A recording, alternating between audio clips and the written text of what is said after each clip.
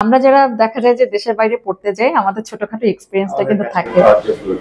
হ্যাঁ, ওদের কাছে তো এটা অর্জন না, ওদের কাছে সব কাজই সমান।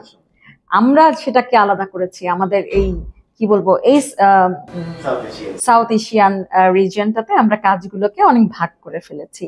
আর ঠিক কত সালে শুরু করেছেন অ্যাডফিনিক্স? কোভিডের পর? হ্যাঁ, 2020 এ আমাদের শুরু।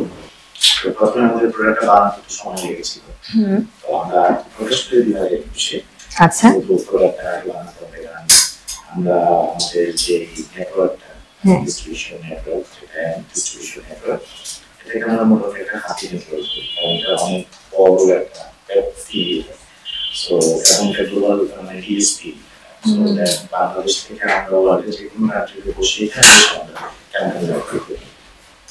সো আমাদের ইনহাউস ডেভেলপ করা, সেটা তো অনেক সময় লেগেছে আমাদের। তারপর 2021 এ আমরা সফট লঞ্চ করি এবং তারপরে 2022 থেকে আমরা ফুল স্টার্ট করি। 22, 23, 24, 25 4 বছর নিয়ারলি 4 বছর কিন্তু হয়ে গিয়েছে।